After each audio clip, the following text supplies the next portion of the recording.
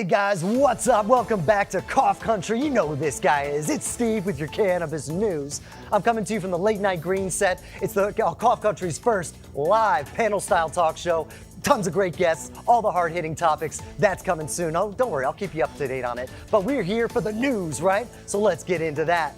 We start off with murder in California over black market deals. But what are black market deals doing in a legal state?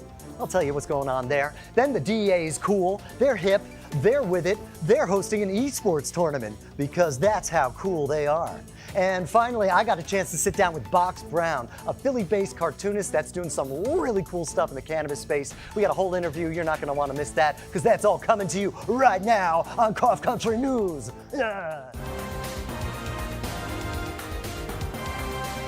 No sticks, no seeds, just news.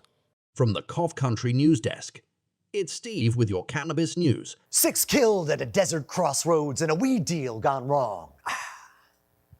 Drug violence in the black market is nothing new, but marijuana is legal in California, isn't it? So why are people killing each other in back alley deals? In the era of legalization, why are legit businesses struggling while illegal ones thrive in plain sight? 6 bodies were found in the Mojave Desert near the small town of El Mirage, 60 miles out of LA. All the bodies were found with gunshot wounds, and 4 had severe burns. I don't know, maybe they were roasting marshmallows? They were only found because one of the victims called 911 and said in Spanish, "I've been shot," but he didn't know where he was. So the police had to track his phone to the remote location where they found 5 bodies that night, and it took them until the next morning to find the 6th. And 5 people have been arrested and charged with murder, but of course, they're all pleaded not guilty. Cartel activity hasn't been confirmed just yet, but it's definitely not being ruled out, as the suspects were all Hispanic and arrested in the middle of setting up an illegal grow operation. Now, as bad as that all is, it's kind of highlighting a bigger problem. The illegal market in California has been thriving, despite years of legal sales that were supposed to stamp it out. The illicit market has been embedded there for decades. California grows more weed than anyone else and is home to the Emerald Triangle that was the source of some of the most sought-after marijuana during the years of Prohibition. In 2016, voters in Cali passed the Proposition 64 that for the first time legalized possession and promised to tax and regulate this huge industry that had been going on behind the scenes. And with that move, California became the biggest cannabis economy in the world, with billions in animals' annual sales. And they said this was supposed to incapacitate the black market, but that's not what happened. The black market is alive and well in California. What happened was each community was allowed to kind of decide for themselves if they wanted to allow commercial marijuana to come and set up shop. And believe it or not, more than half of the state said no. So availability is a bit patchy throughout the state, giving illegal weed plenty of room to fill. In fact, there were 411 search warrants served for illegal grows just last year in San Bernardino County alone. Proposition 64 actually took a lot of police's ability to enforce regulation away. Decriminalizing marijuana actually decriminalized the criminals, but they stayed criminals. So now there's not much of a penalty for buying or selling illegal weed. And some say that the problem is only getting worse.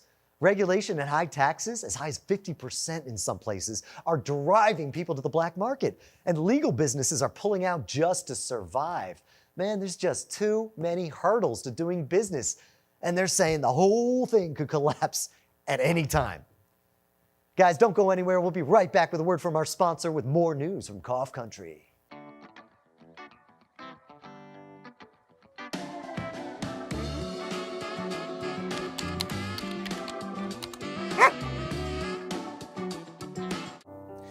This is a flower, and this is a distraction.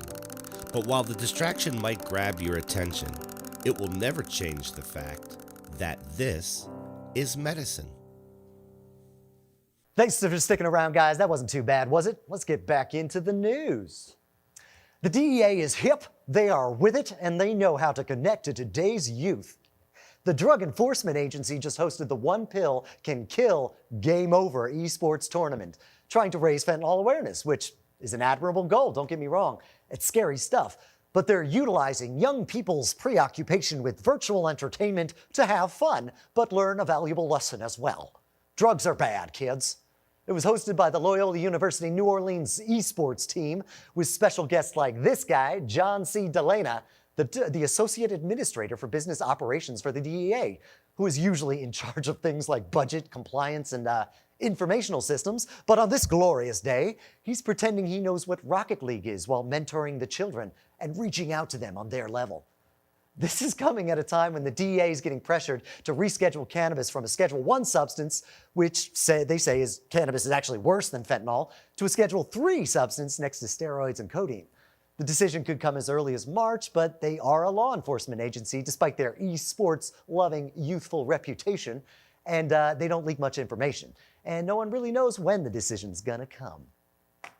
Guys, the other day I got to sit down with Box Brown, the award-winning cartoonist, illustrator, and designer. He's known for popularizing documentary comics, and his book, Cannabis, The Illegalization of Weed in America, has become a top reference for the history of marijuana in America. And some people say his comic strip, Legalization Nation, which you should definitely be checking out, acts as the conscience of the true cannabis culture. We get into the latest Legalization Nation that talks about cannabis advertising and the billboards that specifically encourage people to cross state borders to buy their weed. And some of them are straight up illegal dispensaries advertising next to big multi-state operators. The loose marijuana advertising laws are actually kind of playing into patients' hands, where all levels of cannabis are competing for your attention on an equal footing. Let's check it out. Let's get into Legalization Nation. Kind of tell me what that is, where that came from. Yeah, it's my weekly comic strip that started kind of because I was following cannabis media and cannabis news and just feeling frustrated by the coverage. And, you know, I'd read something and then be like, oh, it's not being discussed properly. They're leaving out so much. Tell me about the latest rendition of Legalization Nation. We're talking about billboard advertising, right? Yeah, so on I-95, when you drive through Philadelphia, there's a ton of billboards for cannabis shops. And it's all different ways. It's like all different markets. It's weird because, okay, so you have New Jersey's right over the bridge. It's like 10 minutes away. Right. And so a lot of the billboards are for weed stores in New Jersey, and they're specifically like, come to New Jersey to get your weed. And you can bring it back home, kind of, which is actually illegal. I mean, the whole thing's federally illegal, but like you're not supposed to be able to bring cannabis, even legally obtained cannabis, over state lines like that. But you know, the billboards are telling people to do that basically. And then there's also a number of ads for unlicensed dispensaries, which to me is kind of awesome and brazen. That you know, you have an unlicensed dispensary selling, you know, products from wherever, not in the legal system in New Jersey at all, but still willing to put up multiple billboards across all over I-95 in Philly.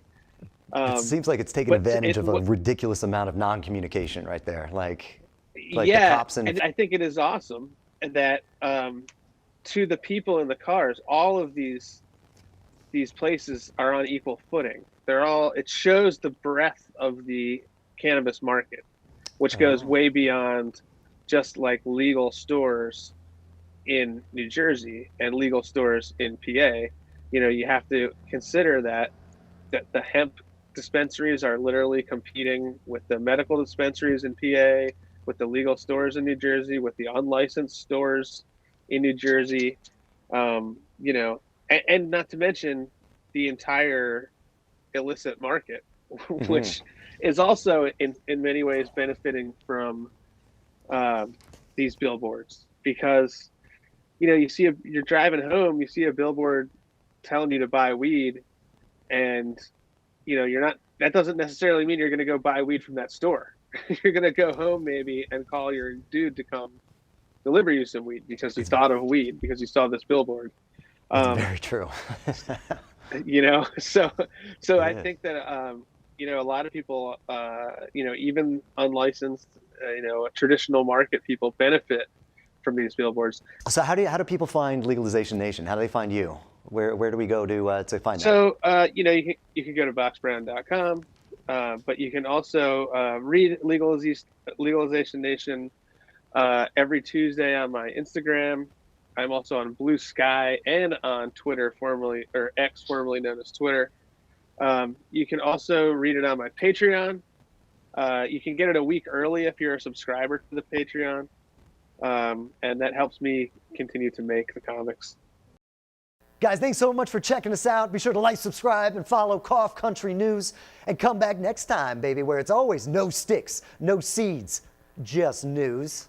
That's right.